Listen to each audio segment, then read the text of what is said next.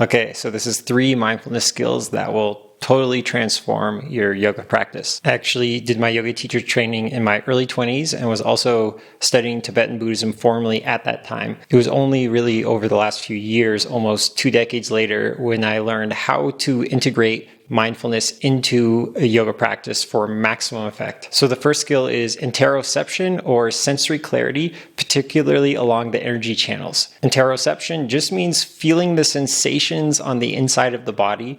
And in mindfulness, we often talk about sensory clarity, which is just being more clear about the sensations that you're experiencing. So basically bringing the feelings and sensations inside the body into a higher resolution, into more HD, so you can really get into them. And this actually helps to open up the energy channels. So you have a few main energy channels. Mainly is the central channel that runs from essentially your perineum, or the base of your spine, to the crown of your head. Now, in some traditions, they talk about this energy channel running up and down the spine. In some, it goes up the spine, comes down the front. And others, it is just like purely straight through the center of your body.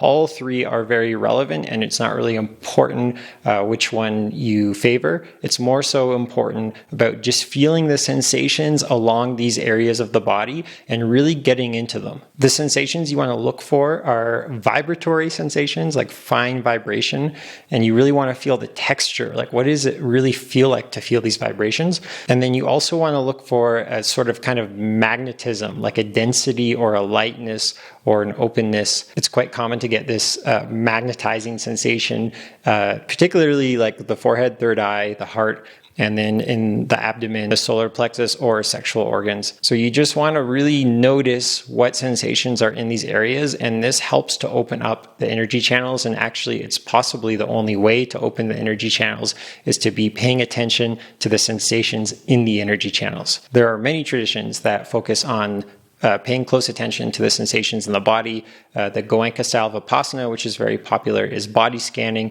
and paying attention to the sensations in every single part of the body. But if you want to work more maybe strategically, you can start with the energy channels. The other energy channel to pay attention to is the heart-arms energy channel. So anytime you're doing a pose and the arms are activated, feel the energy channel running from the heart into the fingertips. Often people go into the middle finger or into the center of the palm of the hand, this point right here. So paying attention to the sensations in the energy channels is really going to open up your practice. It's going to open up the energy in your practice. It's going to be very activating in a good way. And for me personally, it has completely transformed my yoga practice. The second tip is called the inner smile. So often we're habitually contracted. We are kind of shut down energetically. And when you smile, like when you actually physically smile, you can try it out right now, you'll notice there's kind of this lightness and this openness. And so we bring that same sensation into our body. So you can imagine smiling with your actual heart.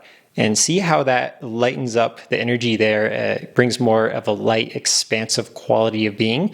And you want this inner smile to be running through your whole being, running even through the energy channels. And this helps us to really energetically open, to feel more expansive. And this is what meditation is actually all about. You can practice the inner smile all day, every day. It's a great practice to do anytime, but especially while you're doing yoga or meditating. And the third tip is to feel the expansiveness and the alignment in every posture or in the movements that you're doing. So the physical alignment leads to more of also like a psychological, emotional alignment. Often we end up with like chronic tension or holding a little bit twisted or like contracted.